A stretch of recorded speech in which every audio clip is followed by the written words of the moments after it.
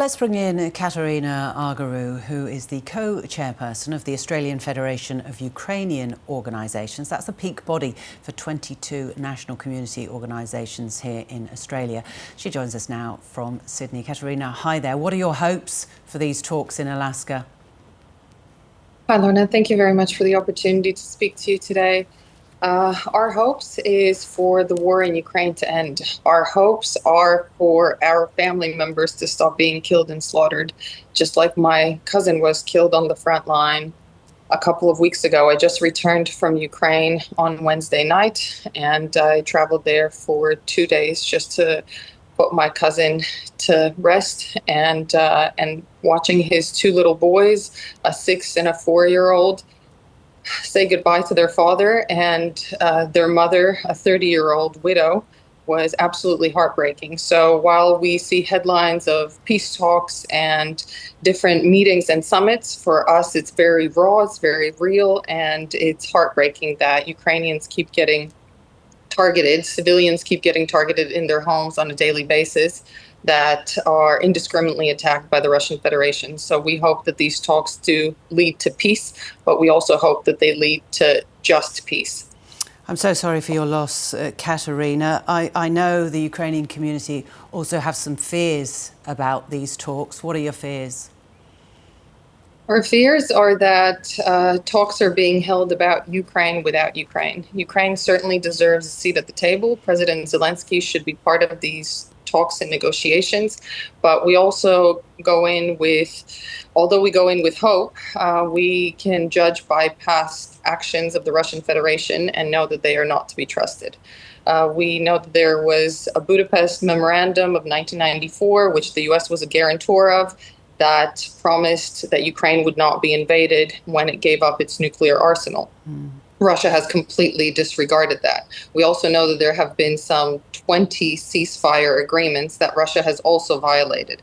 And when Trump became president and the elections were held in the US, and I'm sure you would remember there were lots of headlines and news about peace talks, the Russian Federation and President Putin only escalated their attacks on Ukraine, leading to record number of drones being fired at Kyiv and other cities across Ukraine, and a record number of missiles killing hundreds of people as they lay in their beds at home. And that is what the Russian peace talks have led to. So although we do hope that there is an outcome of peace from this summit and from these talks, we are very wary of the intentions of the Russian Federation. It is all about Ukraine, but the discussion, or some of the discussion around it, is about the personalities, of course. Who do you believe has the upper hand, who has the authority? Is it President Putin or is it President Trump? Well, I think we should go back to the rule of law. I think we should look at the fact that President Trump, the leader of the free world, is sitting down with President Putin, that is a war criminal, that has an arrest warrant out for him by the International Criminal Court.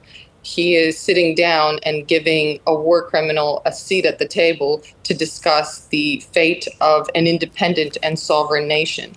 And the fact that things will be discussed, obviously we are speculating about what exactly will be discussed, but if there will be anything discussed around land and what Russia decides to take and what Ukraine can have, I think we have to look at international law and look at what Ukraine's sovereign territory is. And we can't just divvy up a country that has been fighting tooth and nail for freedom and democracy, because at the end of the day, for Ukraine, it's not a line in the sand. Behind the line that is occupied by the Russian armed forces, there are daily war crimes that are being committed. There is systemic torture, rape, children being kidnapped, and we can't just turn a blind eye to that. We must ensure that there is justice and that Russia and President Putin is held to account. Kateryna, as you well know, Russia's summer offensive is continuing. There has actually been an upscale in the attacks on Ukraine over the past few weeks. As you say, you were there a while ago in very sad circumstances. Are people there exhausted?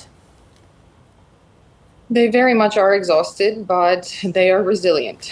They know that they have no other choice, just like my family knows that they have no other choice but to stand up and defend their families and fight. Because if Russia decides to stop and the Russian armed forces go home, then the war stops. But if Ukraine stops to fight and stops defending, then there will be no Ukraine.